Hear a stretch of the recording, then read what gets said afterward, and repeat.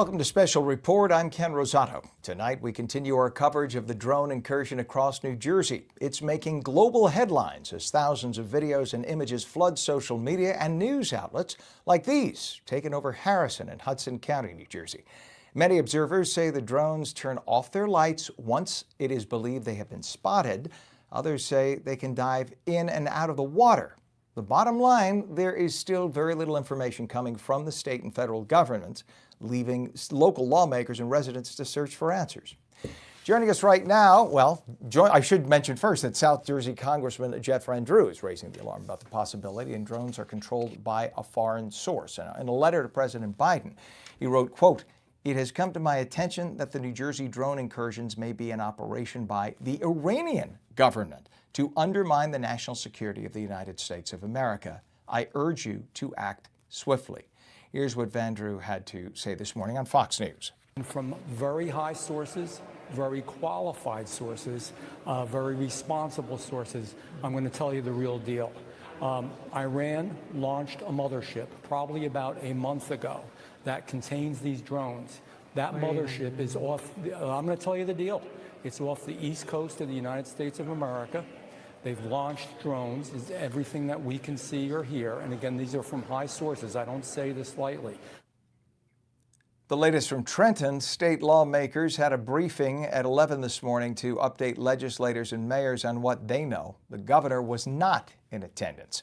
This briefing comes about 3 weeks after the drones started appearing and just days after Governor Phil Murphy said there was no reason for the public to be concerned. Let's start tonight with Assemblywoman Fantasia, who attended the state's briefing this morning. Assemblywoman, thanks for being with us. And what did you learn from this gathering today? Well, I wish I could say that we learned, lots of critical information, but unfortunately, we walked out with more questions than answers. What we do know for a fact is that directive that, there's no credible or known threat is definitely misleading. There is not enough known about the drones from our state officials and from our state Office of Homeland Security and Preparedness. We also learn that state authorities are shackled to some degree.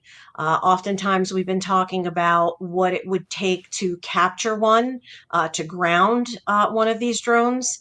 And we learned today under no uncertain circumstances that is strictly an action that would have to be taken by the federal government. So, our New Jersey State Police, led by Colonel Patrick Callahan, he led the briefing today. And what he knew also was shockingly similar to what we knew. Very little, unfortunately. So the federal government, if I may, Assemblywoman, the federal government is saying this is for us to take care of, but then they're not taking care of it. And we're all getting questions. Locals are asking local officials like you, what's going on, and everybody's shrugging. So there is a lot of frustration, I would imagine, among state lawmakers at this point.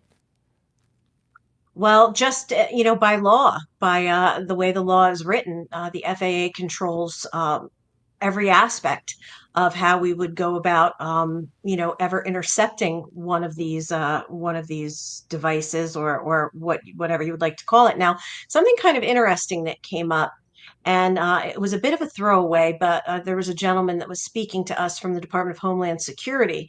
And although the information he gave us was quite lackluster and the majority of the room, if not all of the room, left entirely unimpressed, he did say something along the lines that the United States Coast Guard was alerted and he could not tell us any additional information, but that we may be utilizing resources or have some connection, some correlation. They may be taking some type of action. And he said it very briefly, almost as a throwaway, but said he could not share more information with us. So that was probably the most valuable tidbit of information that we heard. But I mean, really, at the end of the day, it was a painful briefing. I know that some of my colleagues were very, very agitated. I mean, some of us live a very far distance, and it was a hike to go there and hear what we already knew. So that's why, I took copious notes in the meeting. I did say last night that I would share any and all information. And the very first words out of the colonel's mouth this evening, or this afternoon rather, when we went, were that it was unclassified, what he was sharing with us. So we were free to share anything and everything that was shared with us. So, that's why I shared it with the public and some different news outlets, because I'm finding that, the more we shroud ourselves in secrecy, the more people grow mistrustful. And they have every right to feel that way. And once again, the only thing we hear from someone like the governor is there's nothing to worry about. Well, how do we know there's nothing to worry about if it appears that there is no knowledge of what these things are, where they're from? That is the million-dollar question. Let's call it for what it is. It's asinine. I was honestly appalled that the governor did not take time out of his schedule based upon the frenzied state right now to even bother to come and participate in this with the legislative body. We had a nice showing today. We had probably at the last minute, we were given, not 24 hours notice to come.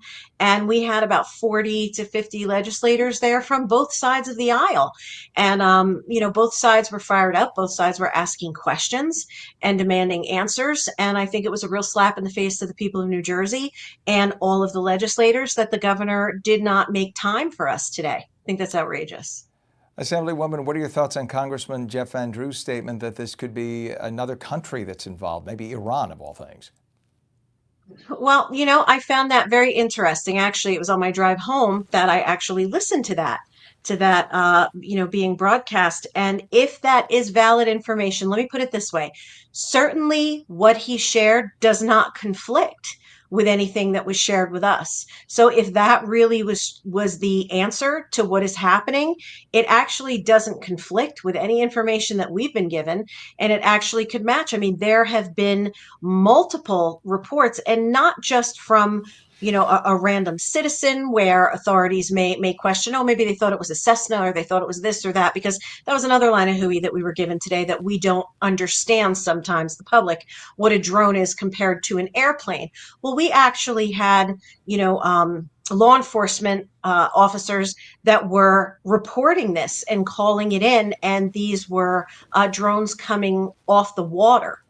Coming along the shoreline. And I thought that was really an interesting take. And we heard about that today prior to Congressman Van Drew sharing the information that he had, that the origin may be coming from right off the coast.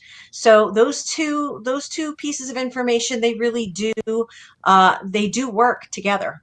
Not to mention, we understand that there was a Chinese national who was arrested in California, in Sausalito, apparently for flying a drone over a U.S. military installation and then trying to get out of the country. So you have to scratch your head and wonder. I brought this up last night, and I won't say who, but somebody whom we had on last night kind of said, you're getting carried away now talking about Chinese nationals being involved. But then the arrest was announced. This man was arrested for flying a drone over a military installation in the United States. So who's asleep at the switch is the question.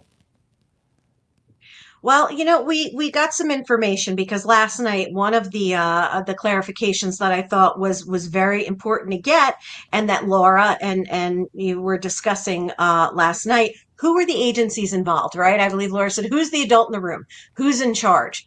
So what we did find out today, that the agencies involved first is the FBI. And they're designated as the lead agency at present for everything that's happening with this. The New Jersey State Police coordinate with the FBI, and they're more as an ancillary support to the FBI. The Office of Homeland Security and Preparedness in New Jersey, they're actually providing training and situational awareness. And then in walks the U.S. Coast Guard. And again, that was one of the first times that was mentioned. And again, quite curiously, that would follow suit. So if we're talking the Coast Guard, if we're talking about the reports of drones coming off the water from law enforcement officials in Monmouth County, and now we have what Congressman Jeff Van Drew discussed, I would not rule it out at this point. Yeah, but then the question is, FBI deals with domestic issues, not necessarily international. So, well, but you said Homeland Security is involved, but this is New Jersey's Homeland Security, right? Not the federal Homeland Security. Correct. New Jersey's Homeland Security. And you know what? The other thing that we found very disheartening is that there seems to be quite a curve in where we are from a technological standpoint. I mean, the common questions from the lay people were saying, well, why can't you track it? You know, how do you lose sight of a 6 foot in diameter aircraft that's flying? And we were told by the Department of Homeland Security, from the national standpoint, that gentleman today basically told us our technology was not caught up, was not ready, that we were in beta stages for certain technology that would be able to detect, like our version of infrared right now, he said, is not able to pick up what these drones actually are throwing off. So again, not to get in the weeds from the technical end of it, he got, a little bit technical with us. But at the end of the day, what is not acceptable is to tell us that this is a figment of our imagination, that we're seeing airplanes, and that we're not seeing drones, and that we're safe and everything is fine. Because I'll end with this little gem here. On one hand, they're telling us there's no danger associated. And on the other hand, Colonel Pat Callahan told us that he had flown up a helicopter from his agency with two men above the drone, and sat above the drone, and he decided to call them back and not do that again for fear of the well-being of the pilot, co-pilot of the helicopter, thinking, well, what if there was something that was shot out from that helicopter? So you tell me, if we are saying that these pose no danger of any kind, why are we reluctant to send up, our law enforcement officers in an aircraft, in a helicopter, to monitor this? So again, the stories, they just don't gel. They really are mutually exclusive. You either know what it is and know it doesn't pose a threat, as you said last night, clear as a bell, or you don't know what it is, and therefore you cannot determine with any certainty whether it's a danger or it's not. Absolutely. Assemblywoman, thank you so much, and for all your work and all your efforts. And I know you're fielding a lot of calls. I'm sure you'll get a lot more after tonight. Much appreciated for your time tonight. Thank you. And joining me now is Assemblyman Brian Bergen, who represents parts of Morris and Passaic counties, who also attended that briefing today. And I'm hearing a lot of frustration from lawmakers. Do you think that we're facing a serious national security threat, especially now after hearing the Assemblywoman speak? Well, it's quite possible. I mean, today when I went down there for this briefing, I was pretty optimistic, actually. I was one of the people who was like, don't worry about it. It's probably FedEx or UPS or Amazon just testing out new delivery vehicles or something. And I was pretty optimistic. When I got there, total chaos. These people don't know anything that's going on. They admit they know nothing about the drones. They don't know where they're coming from, where they're going to, who's operating them. And what really made me infuriated today was the fact that the state police had a helicopter hovering above one of these drones. And the commander of the state police decided to take them back and have them go land out of fear for their safety. They should have monitored where this thing went.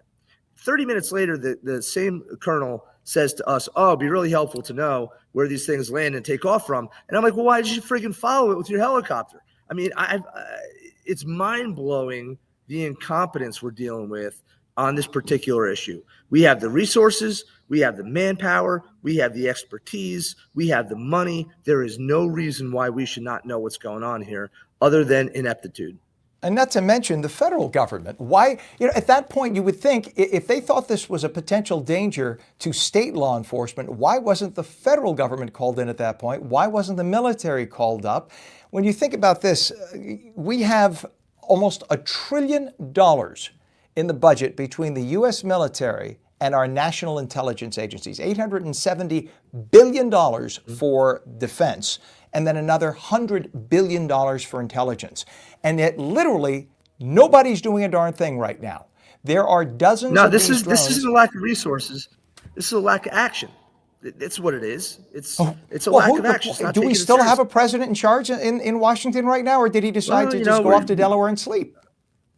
I don't know. We should, but I mean, the reality is this is something that should be being handled here within New Jersey. We have the resources within New Jersey to handle it, but the federal government's involved. I mean, there was somebody there from the Department of Homeland Security today, and they were giving resources to the state police. They talked about one thing they're bringing in that it's like a radar device. It tracks drones. It's able to decipher a drone versus a bird. And, here's what really pissed me off today. And part of the reason why I got up and walked out was because they said, there's this thing that we need. Department of Homeland Security is going to give it to us. One of my colleagues asked when it was coming. They said, oh, in a couple days. A couple days. Like a couple days. We're dealing with places we don't know where they're coming from, going to, who they are. A couple days is unacceptable. They should be putting that sucker on a van tonight, wherever it's at, and a hot shot it straight here. And that should have been on the ground today, doing its thing today. It's just, again, it's laziness, it's ineptitude, it's a failure to respond appropriately.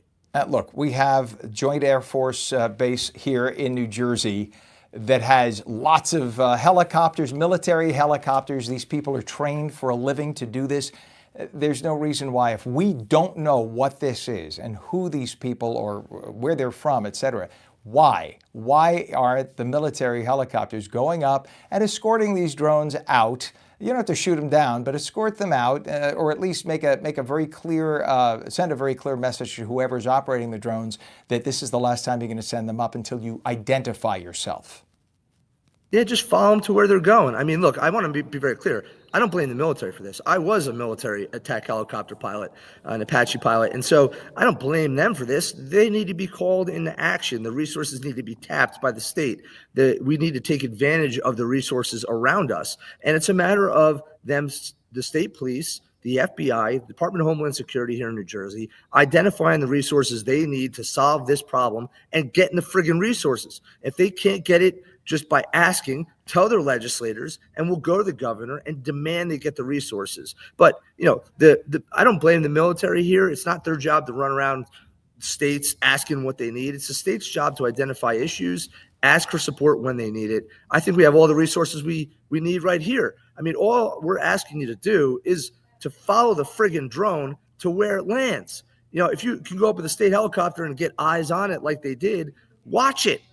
Do a relief on station, put another helicopter up when that one's low on fuel, keep eyes on this target until it has to go back and land, which eventually it will have to do, follow with ground assets, and figure out where the heck the thing lands and solve the problem. This is not complicated. Give me a platoon full of guys, a couple helicopters, I'll get it done in a day.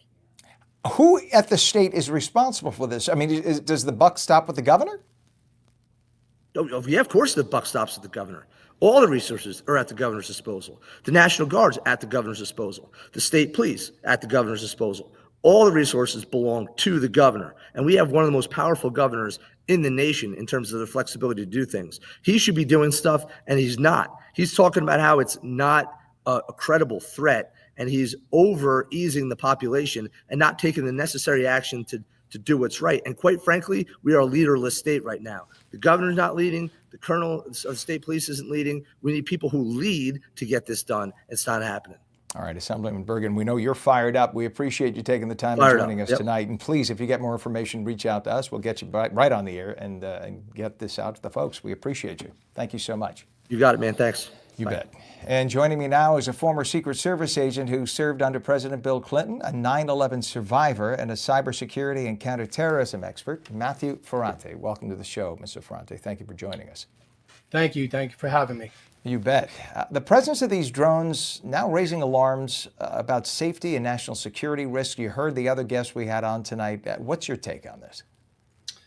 My take on this is that essentially this is complacency at its best. In the Secret Service, we'd say complacency kills, and it is a big risk. We basically shows that we don't have control of our airspace.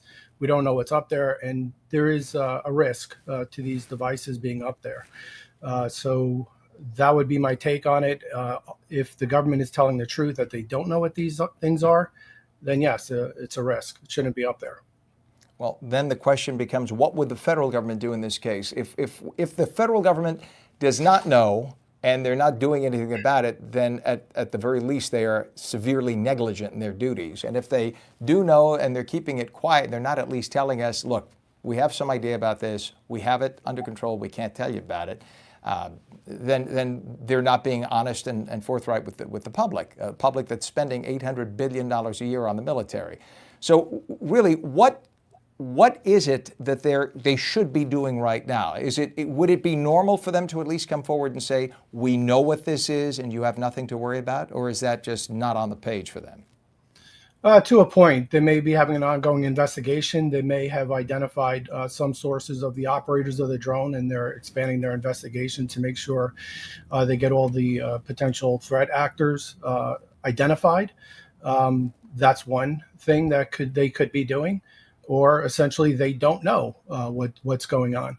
But initially when I heard the reporting, I thought that these were just smaller drones, and I know that there's going to be advancement in technology in the drones. The government should have seen this coming. Our local government should see this coming, and state government should see that this was coming. The advancements that you see in drone technologies and computers, and by the way, drones are flying computers. That's what they are. They have circuit boards. They're transmitting, they're receiving, they're gathering data.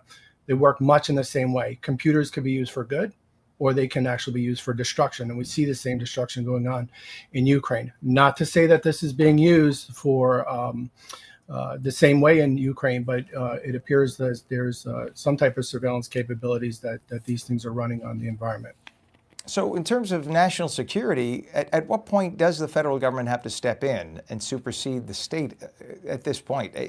Are we already beyond that point? Is it up to the state to first go to the federal government and say, hey, we need your help? Or can the federal government just say, hey, FAA is involved here. This is our call. And if so, why are they not doing that?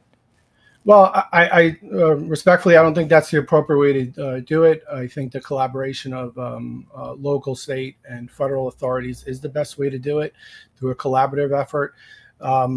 With that said, one of the things that I think Americans, and me as an American obviously, is tired of is fix on failure.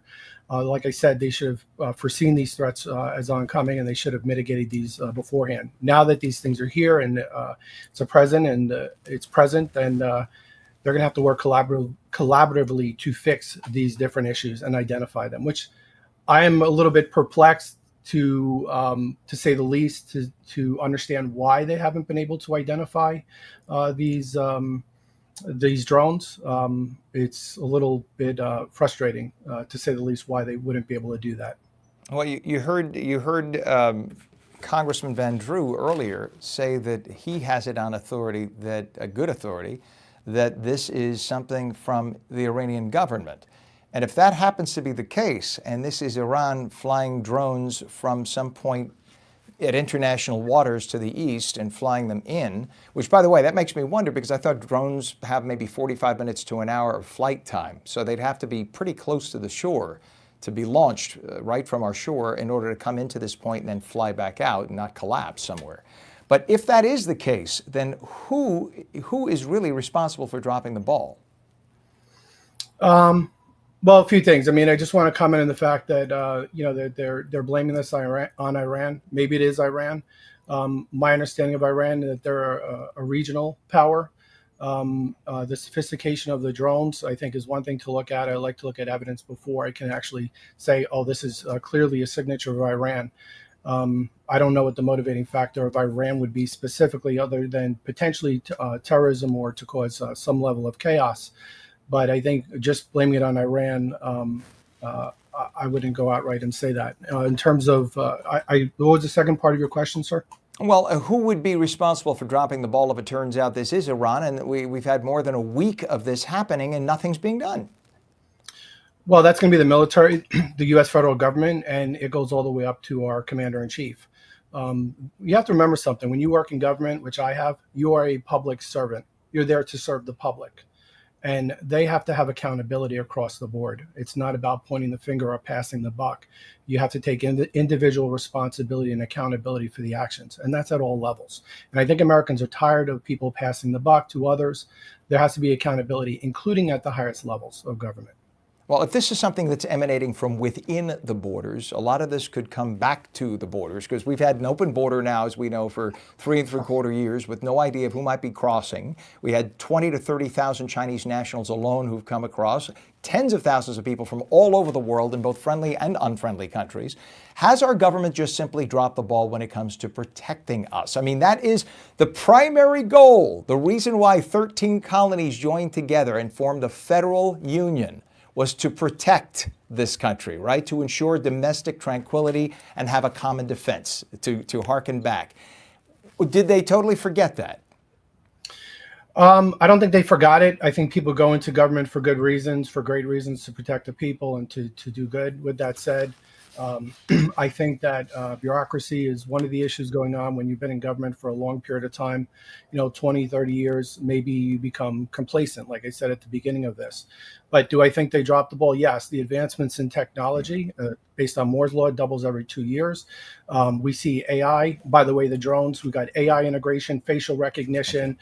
We have large language models to integrate databases. So when you're talking about people coming over the border, and I have family members who work on the border, I have friends in law enforcement who work on the border. They raised these concerns a long time ago. So and I'm sure I only have to, we're running out of time, that's why I got to jump in, but I'm sure they must be infuriated by not being able to do their full job in the last 3¾ years. Matthew Ferrante, former Secret Service, we thank you so much for joining us tonight, and I'm sure we will be talking to you again in the near future on this. Much appreciated. Thank you, sir. Thanks for having me. You bet. Thank you.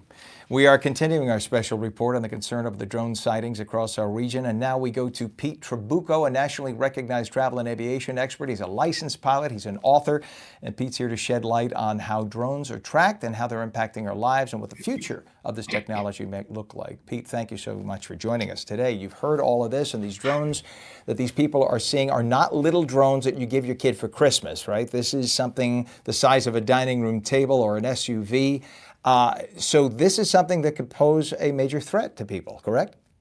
From the pictures I'm seeing, these are definitely industrial type drones. They're man-made, obviously, but they are industrial type drones that are out there, which means it is being operated by someone. Even if they're swarm robots or swarm drones that work independently, the programming has been done by someone at this point. So the bottom line is, yeah, we're dealing with industrial type drones on different levels, depending on how many there are. Now, the FAA, in order to actually work a drone like this, you have to have a Part 107, which is a license that the FAA gives out. It's not easy to get. You have to take classes. You got to go through the whole program.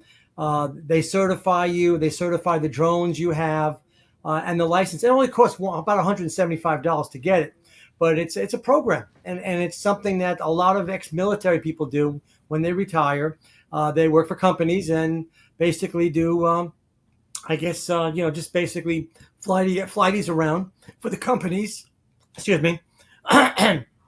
and make money doing that. And it's aerial views. It's basically looking into stuff along those lines. All right, so then the question would be, what are the biggest risks that these drones could pose to public safety, especially over densely populated areas like New Jersey?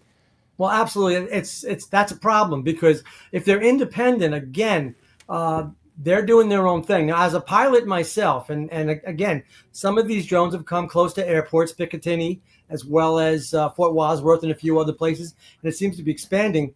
Now we're talking about aircraft, and we're talking about runways, and we all remember the Miracle on the Hudson. Yes. That was one bird that went into the engine that caused Sully to have to actually land in the Hudson River. Thank God it all worked out. Imagine a 6-foot drone that's out there that basically is in the wrong spot. In fact, not too long ago, I think we had an issue where there was a crash in Bridgewater. And unfortunately, the actual rescue helicopter couldn't come in because of the drone sightings and because of the situation. We take that very seriously. Right. Just imagine that in an airport or just flying around. Remember, when we are flying, we are making sure that everyone knows where we are. The tower does, other aircraft do, and in this case, with drones, that's not the case. Mr. Trabucco, only because we have about 20 seconds left. For people in New Jersey who may be worried about the drones they're seeing, what should they know about their rights? Well, don't shoot the drone down, because if you try to do that, and people talk about doing that, don't do it, because the fallout is going to hit other people in urban areas. Don't do that. Just understand that we're going to come to this situation. We're going to come up with a solution on this. Yes, the government has dropped the ball on this, but eventually it's going to all come out where it came from. Don't panic on this. All right, we're going to have to make that the last word because we're out of time, but I can't thank you so much, Mr. Trabucco, for coming on, an aviation expert. We thank you for joining us tonight. Thank you. And thank you for watching our continuing coverage of the drone incursion in the skies of New Jersey. For the latest, go to ONNJ.com. I'm Ken Rosato. We thank you for watching us tonight.